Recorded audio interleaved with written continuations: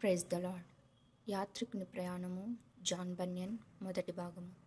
శీఘ్రముగా వీనిని కడతెర్చవలెనని తేజో విరోధరావు అనెను. అప్పుడు అసమాధానరావు, ఈ సర్వలోకము నాకు ఇవ్వబడినప్పటికీ దాని నిమిత్తము వీనితో సమాధానపడుట నా వల్ల కాదు. గనుక త్వరగా వెళ్ళి వీడు మరణశిక్షకు తగిన దోషి అని మన ఉద్దేశమును చెప్పుదమని పలికెను.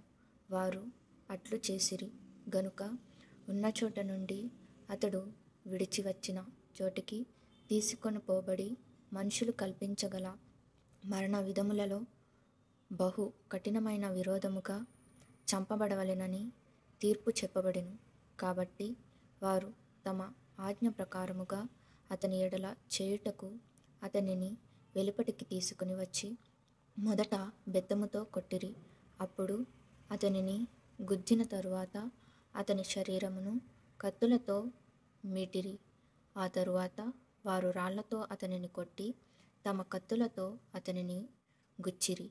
తుదకు వారు ఒక కొయ్యకు కట్టిపెట్టి బూడిద అగునట్లు అతనిని కాల్చిరి. అట్లు జరుగుచుండగా ఆ సమూహము వెనుక తట్టు ఒక రథము 2 గుర్రములు విశ్వాసి కొరకు కనిపెట్టుట చూచితిని.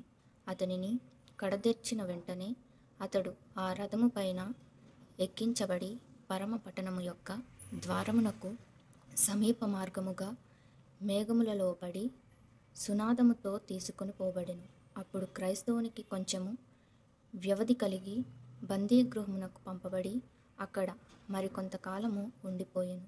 అయినను తన ఇష్టప్రకారముగా సమస్తమును ఏలువాడు వారి ఉగ్రత యొక్క బలమును తన చేతిలోనే ఉంచుకొనినందున క్రైస్తవుడు అప్పటికి వారిని తప్పించుకొని తన త్రోవను వెళ్ళెను.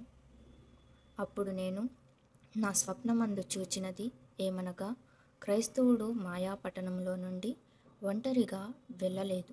ఎందుకనగా నిరీక్షణ చిత్తుడును పేరుగల ఒకడు ఉండెను.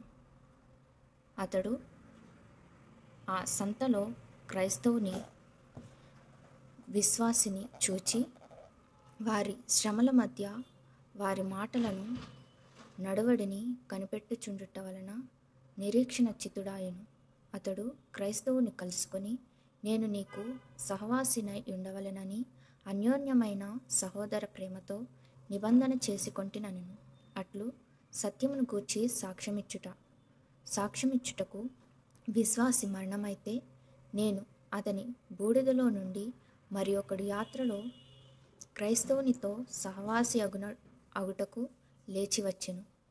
అదీనుగాక నిరీక్షణ చిత్తుడు ఆ సంత వారిలో ఇంకా అనేకులు మంచి సమయము చూచుకొని వెంబడించగలరని క్రైస్తవునితో చెప్పెను.